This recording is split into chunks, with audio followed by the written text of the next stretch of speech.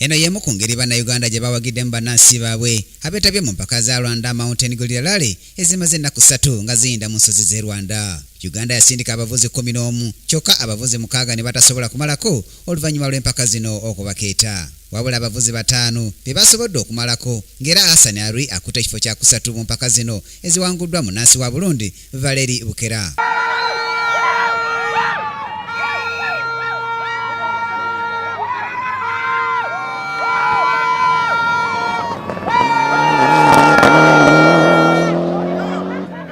Sanari yabadde asomerwa maapu Musa Nsubuga bavugiddewo essaawa emu n'eddakiika 5 ne sekonda 43 okusobola okukwata ekifo ekyokusatu nga kino kibawadde essuubi ddene nnyo mu mpaka eziddako eza Pearl of Africa. Arui kati akutte ekyakusatu ku ngule y'eggwanga n'obubonero 27 agamba nti newankubadde alina essuubi tono okuwangula engule y'eggwanga akyayinza okufuna omukisa mu mpaka za Pearl of Africa rally eziyinda mu Sebutemba okuva nga 16 paka 18 mu mwaka guno ogwa 2016. Bannayuganda abalala basobodde okumalako batendereza abategesi olw'okutegeka amakubo amalungi era bwe basabidde bakama baabwe mu Uganda okulabira ku bannaabwe ab'e Rwanda basobole nabo okutegeka empaka eziri ku mutindo omulungi. The routes are really nice, well designed.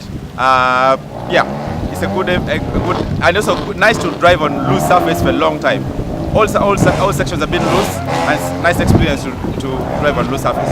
There has not been any dropout due to driver's error or co-driver's error. None. We've only been dropping out because of the technical errors. Abavuzi ba Uganda batamazeeko kuliko Geoffrey Nsamba amanyiddwa nga Lizuzu, Uriba Force Polepole, Jonas Kansime, Munamateeka Musa Kabega, Fred Kitaka ne Christopher Kasozi. Bangi kati obwanga babolekezza mpaka za Pearl of Africa ezisuubira okwetabamu abavuzi okuva ebweru w'eggwanga omuli Kenya, Zambia, Rwanda ne Burundi. Ku Kingdom TV amalindira g'ebyemizannyo, nze Brian Katende.